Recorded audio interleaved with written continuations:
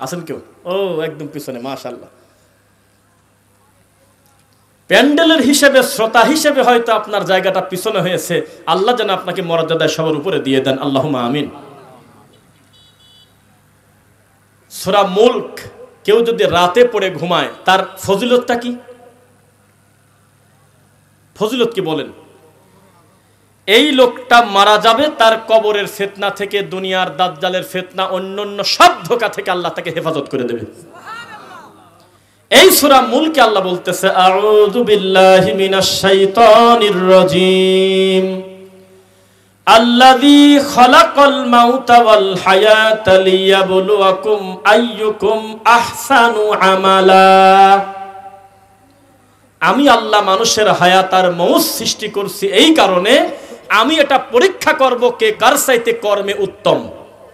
কে কার চাইতে কর্মে উত্তম, নাকি বেশি আমল করে সে, এমন কথা নাই। আমার বাম পাশেও আলেম, ডান পাশেও আলেম বসে আছে, তারা শুধু আলেম না, তারা আমাদের মতো বক্তব্য দেন, আলহামদুলিল্লাহ। আমি যে কথাগুলো বলবো শুধু তাদের মুখের দিকে তাকাবেন, তাদের এক্সপ্রেশনগুলো দেখবেন, কথাটা আমি ঠিক বলি কিনা। আমি একটা দায়িত্ব নিয়ে বলতেছি, এত বড় কোরআন মাজিদে বান্দা তুমি বেশি আমল করো আমি তোমাকে জান্নাত দেব, এমন কথা এখনো ঢোকে নেই। কেউ যদি চ্যালেঞ্জ করেন, আমি চ্যালেঞ্জ নিচ্ছি। এত বড় কোরআনে তুমি বেশি আমল করো তাহলে তোমার পুরস্কার বেশি দেব, এমন কথা কোরআনে আজও পর্যন্ত নাই। অথচ হুজুর বারবার বলতেছে বেশি বেশি চিৎকার দেন, আরো জোরে বলেন সুবহানাল্লাহ, আরো জোরে জিকির করেন। কান্না করতে করতে অস্থির হয়ে যাচ্ছে, বলতেছে প্রতিদিন 80 রাকাত নফল নামাজ পড়ি। কেন? রাকাত সংখ্যা বাড়াচ্ছে, তার দৃষ্টিতে যত রাকাত সংখ্যা বাড়াবে আল্লাহর কাছে মর্যাদা মনে হয় তত বেশি। অথচ তা নয়। আহসানু আমালা শব্দের অর্থ আমল বেশি না, আমল যা নবী দিয়েছিল ওইটুকু থাকবে, 1 ইঞ্চি বাড়বেও না কমবেও না। আমল হবে তরিকায়ে মুহাম্মদ সাল্লাল্লাহু আলাইহি ওয়াসাল্লাম, মানে আল্লাহর রাসূলের পদ্ধতিতে আমল হবে। এর নাম হলো উত্তম আমল, আহসানু আমালা। একেই আবার বলে আমলে সলেহ। কি আমল? এবার আপনাদেরকে স্বীকৃতি নিয়ে নেই, জান্নাত আপনারা চান তো ইনশাআল্লাহ? আল্লাহ কবুল করুন, আল্লাহুম্মা আমিন। জাহান্নাম থেকে মুক্তি চান তো ইনশাআল্লাহ? আল্লাহ তুমি আমাদের জাহান্নামের আযাব থেকে বাঁচাও আল্লাহ। মুহাম্মদুর রাসূলুল্লাহ সাল্লাল্লাহু আলাইহি ওয়াসাল্লামের মেয়ে ফাতেমা রাদিয়াল্লাহু আনহা, তাকে আমরা বলি মা ফাতেমা। কি ফাতেমা? এটা কি সুন্দর হবে বলা? কেননা তার মাকে আল্লাহ শেখায় দিচ্ছে, ওয়া আজওয়াজুহু উম্মাহাতুহুম, প্রত্যেক নবীদের স্ত্রী হলো তোমাদের মা। নবীদের স্ত্রী কি? মা। তাহলে ফাতেমাকে মা বলতে হবে না, বেশি সম্মান দিতে দরকার নাই। তার যে মর্যাদা আল্লাহ দিয়েছে, নবী দিয়েছে, আলহামদুলিল্লাহ, বিশাল ব্যাপার, বিশাল ব্যাপার। তো ফাতেমা রাদিয়াল্লাহু আনহাকে আমার নবী মুহাম্মদ সাল্লাল্লাহু আলাইহি ওয়াসাল্লাম বলতেছে, ইয়া ফাতেমা, হে আমার কলিজার টুকরা ফাতেমা, মুহাম্মদ বিনতে ফাতেমা, হে আমার কলিজার টুকরা মেয়ে ফাতেমা, মুহাম্মাদের বেটি হিসেবে বিচারের মাঠে আলাদা কোনো সুযোগ সুবিধার আশা করো না, আমলে সলে করো, আল্লাহকে রাজি খুশি করেই তোমাকে জান্নাতে যেতে হবে। তুমি আমার ভরসা করে থেকো না, তুমি জাহান্নামের আগুনের ভয় করো। বোঝা কি যাচ্ছে কথা? জাহান্নামের আগুনের ভয় কে করতে বলতেছে? মুহাম্মদ সাল্লাল্লাহু আলাইহি ওয়াসাল্লাম। কাকে করতে বলতেছে? তার মেয়েকে। এবার আপনাদের কাছে আমার প্রশ্ন, ফাতেমা রাদিয়াল্লাহু আনহা, হাসান হোসাইন, আলী রাদিয়াল্লাহু আনহু, ওমর রাদিয়াল্লাহু আনহু, উসমান রাদিয়াল্লাহু আনহু, আবু বকর রাদিয়াল্লাহু আনহুম আলাইহিম আজমাইন, যাদের নাম আমি এই মুহূর্তে নিলাম, তারা প্রত্যেকে জান্নাতে যাবে। সন্দেহ আছে আপনাদের? প্রত্যেক ইমানদার অন্তর থেকে আমরা এটা স্বীকার করি, বিশ্বাস করি যে জান্নাতের প্রথম সিরিয়ালে থাকবে তারা ইনশাআল্লাহ। এরপরেও তারা বিকট কান্নাকাটি করে, বিকট খালি কাঁদে আর কাঁদে, আল্লাহ দাজ্জালের ফিতনা থেকে বাঁচাও। একজন বলল, আল্লাহর নবী, আপনি যেভাবে দাজ্জালের ফিতনার ব্যাপারে কথা বললেন, তামিমদারির কথা যেভাবে উচ্চারণ করলেন, আর তার যে আকৃতি হবে দাজ্জালের, তাতে তো আমরা মরে শেষ। তাহলে কি করবো? আমরা তো শেষ হয়ে গেলাম। তখন মুহাম্মদ সাল্লাল্লাহু আলাইহি ওয়াসাল্লাম বললেন, আমি মুহাম্মদ সাল্লাল্লাহু আলাইহি ওয়াসাল্লাম দুনিয়াতে বেঁচে থাকা অবস্থায় যদি দাজ্জাল চলে আসে, তাহলে তোমাদের আর কোনো চাপ নাই। বোঝেন নাই? মানে আমি নবী থাকা অবস্থায় যদি দাজ্জাল চলে আসে, তাহলে তোমাদের কোনো টেনশন নেই, আমি একাই দেখে দেব। আর আমার মরার পরে যদি আসে তাহলে আমার উম্মতরা কোন সূরা পড়বে? এই তো ভাই মাশাআল্লাহ প্র্যাকটিস করে আমার ভাই, আমি চিনি না কিন্তু আলহামদুলিল্লাহ দিন খুব মানার চেষ্টা করে। সূরা কাহাফ কি সূরা? নাম শুনেছেন এই সূরার? এই কাহাফ তেলাওয়াত করবে, দাজ্জাল একেবারে শিশু বাচ্চার মতো চমকে যাবে ভয়তে, ওর সামনে টিকতে পারবে না। তো জাহান্নাম খুব কঠিন ব্যাপার। মক্কা থেকে মদিনা কত 100 কিলো, এত দূরত্বের জায়গা একটা কবরের লোকের বসার জায়গা, পরিস্থিতি কত জটিল। কোন কোন জাহান্নামের মাথা থাকবে নিচের দিকে, পা থাকবে উপর দিকে। কিছু কিছু জাহান্নামের এই মুখের এক পাশ আগুনে পোড়ানো হয়ে গেলে আবার আর এক পাশ পোড়াবে, উল্টা উল্টা পোড়াবে। যেভাবে আপনি পেঁয়াজু ভাজেন, যেভাবে আপনি বেগুনি ভাজেন, যেভাবে আপনি ডিম ভাজেন, একটা পিঠ হয়ে গেলে আর একটা পিঠ উল্টায় দেন। সরাসরি আল্লাহ নিজে তার কোরআনে বলতেছে, আউযু বিল্লাহি মিনাশ শাইতানির রাজীম, ইয়াউমা তুকাল্লাবু উজুহুহুম ফিন্নার। সেদিন একদল জাহান্নামীদের মুখমণ্ডল মানে মুখ উলট পালট করে আমি আল্লাহ আযাব দেব।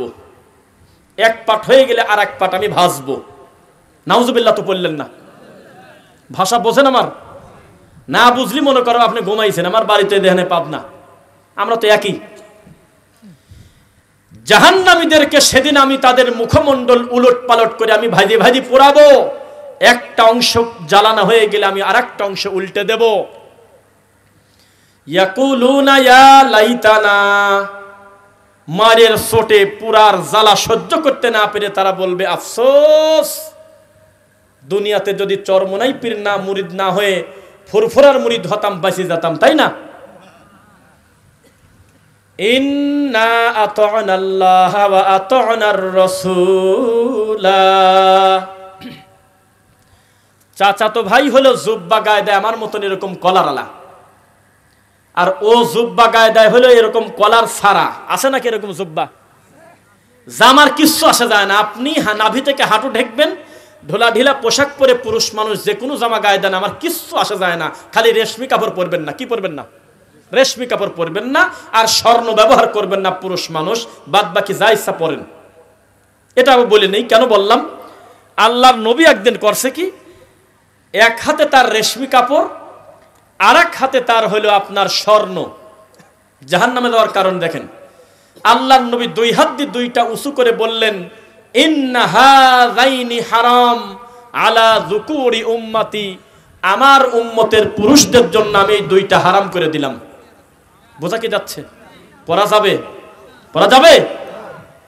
তো নতুন জামাইকে যে আপনারা সোনার সেন্দি নামান, জামাই নামে যাবি, 10-15 মিনিট গাড়ির ভিতরে বসতে ধাবা লেগে গেছে। তাকে জামাই যখন গাড়ি খুলতে যায় তখন তার আশপাশ থেকে তার দোলা ভাইরা ধমক দেয়, বস থাক, তোর কি নামামির কেউ আছে নাকি? তোর চাচা শ্বশুররা, তোর শ্বশুররা কি কেউ আছে? তুই তো প্রতিবন্ধী, তুই নামিস কি কামে? তারা তোর গলার মধ্যে একটা মালা ভরিয়ে দিবি, তারপরে তো কোলে করে নিয়ে যাবি, তুই তো প্রতিবন্ধী। নাউযুবিল্লাহি মিন যালিক। 3 মিনিটের জন্য যদি গলায় স্বর্ণ দেয়, আল্লাহর কসম তা হারাম। 30 বছরও যদি গলায় দেয় তবুও হারাম। সময় কমের কারণে কোনো হারাম হালাল হবে? কেউ কেউ আবার শয়তানি করে কানে বুদ্ধি দিচ্ছে, আরে বুঝলাম পুরুষ মানুষের নেওয়া যায় না, ওর মেয়ের তা মেয়েরই থাকবিনি, জামার গলায় নাম মাত্র দে, নামটা হোক, বাড়িতে যা তোর মেয়ের দিয়ে দিবিনি। হারাম। কি বললাম বলেন? পুরুষের জন্য স্বর্ণ ব্যবহার করা নিষেধ কে করেছেন? মুহাম্মদ সাল্লাল্লাহু আলাইহি ওয়াসাল্লাম। তো কোন কথায় ছিলাম বলেন তো দেখি? চাচাতো ভাইয়ের জুব্বার কলার আছে, আর ওনার জুব্বার কলার নাই, এখানে হলে বোতাম নাই, টুপলার এরকম কাপড়ের তেনার বোতাম, পিছনে 2-3টা তালি, হাঁটুর একটু নিচে জামা, এখানে কোনো বোতাম নাই, ছেড়ে দেওয়া। এই জুব্বা কেন গায়ে দেয়? এ তার পীর সাহেব নিজে স্বপ্ন দেখছে এই জুব্বা বলে আমার নবী গায়ে দিয়েছে, আমি এখন মোবাইলে দেখাতে পারবো। তো ও খালি ওর চাচাতো ভাইকে বলতেছে, তোমার তাকওয়া ঠিক নাই, তুমি জুব্বা গায়ে দিবে হলে আমার মতো জুব্বা। বোঝা যাচ্ছে? এত মত পার্থক্য দুনিয়াতে যে মিজানুর রহমান আজহারি সাহেবের সাথে মুসাফা করে কোলাকুলি করলে মুসলমানই থাকে না। এই অসভ্যই কয়দিন আগে দেখলাম, দেখেছেন? এই বেচারা আমাদের এই দেশে আসছে, আসার পরে আমরা দেখলাম যে সমস্ত হানাফি যদি এক হয়ে যায় আমাদের কি অসুবিধা আছে? তো উনি ওনার নিজের বাড়িতে দাওয়াত দিলে সবার তো জায়গা হয় না, উনি উদার মনের পরিচয় দিয়ে উনি গুলশানে একটা বড় জায়গায় এই আলেম ওলামাকে দাওয়াত দিয়েছে, প্রত্যেক গ্রুপ থেকে 2-4 জন করে নিয়েছে। তো নেওয়ার পর সবাই মুসাফা করলো, হাসাহাসি করলো, কত সুন্দর বুকের সাথে মুখ মেলালো, সুন্দরভাবে দিনই আলোচনা করে বাড়ি চলে গেল। কমেন্টে হাজার হাজার মানুষ কমেন্ট করতেছে, মাশাআল্লাহ, আমাদের আত্মাটা ভরে গেল। ডক্টর মিজানুর রহমান আজহারি সাহেব যে কাজটা করেছে এটা আসলেই মুসলিম উম্মার জন্য দরকার ছিল। সবাই আমিন আমিন লিখতে লিখতে একদিন পরে দেখি এর ভিতরে আরেকটা তরিকার গ্রুপ ছিল, তার নাম হলো সুন্নি। এই দুই গ্রুপের 2 জন লোক ছিল, 2 জনই তার যে প্রতিষ্ঠান থেকে আজহারি সাহেব পড়ছে ওই একই প্রতিষ্ঠান থেকে একই মানের ডিগ্রি তারাও নেছে। এখন তারা বন্ধু, আরো আন্তরিকতা বেশি থাকার কথা না? এখন এই 2 জন আসার পরে পরের দিন দেখি যে লাইভ এসে বলতেছে আশহাদু আল্লা ইলাহা ইল্লাল্লাহ ওয়া আশহাদু আন্না মুহাম্মাদার রাসূলুল্লাহ। গতকালকে ওইখানে যায় সারি আমার ইমান চলে গেছে, আমি নতুন করে কালেমা পড়ে মুসলমান হচ্ছি। এটা শিখায় দিয়েছে কে? তাদের ঘরানার সবচাইতে বড় হুজুর চট্টগ্রামের এক মুন্সি মৌলবী, এই জুকার, এই খয়রাতি জিলাপি, এই 2টা লোকে বলছে তোরা কালেমা পড়, তোরা মিজানুর রহমান আজহারি হলো জামাত করে, ওর কাছে গেছিস কেন, তাড়াতাড়ি কালেমা পড়, তওবা পড়। তখন এসে আস্তাগফিরুল্লাহ বলে তওবা পড়তেছে। তখন আমি বললাম, হায় রে হুজুর, যেই ইমান মুসাফা করলে চলে যায় সেই ইমান ওই তারিখে ছিল তা তো আমাদের বোঝা যাচ্ছে না। লোকটা দাওয়াত দিয়েছে তো সবাই আমরা এক জায়গা হই। এখন আজহারির সাথে কোলাকুলি করলে বলে লোকটার নতুন করে কালেমা পড়া লাগে, এমন হুজুর আমাদের দেশে কি আছে কিনা বলেন? তা কিভাবে ইসলাম কায়েম করবেন আপনি? জাহান্নামের ভয় নাই, কবরের শাস্তির ভয় নাই। থাকলে একটা আলেম কোনোদিন আরেক আলেমের সঙ্গে দেখা করলে তওবা পড়ার কথা না, অন্তর থেকে খুশি হয়ে আল্লাহর শুকরিয়া আদায় করার কথা। আবার কি করতেছে দেখেন, দুঃখে জীবন চলে যায়, তওবা করতে এসে আবার আরেক ভুল করতেছে, শিরক করতেছে। কি? আল্লাহ, আমি তোমার কাছে ক্ষমা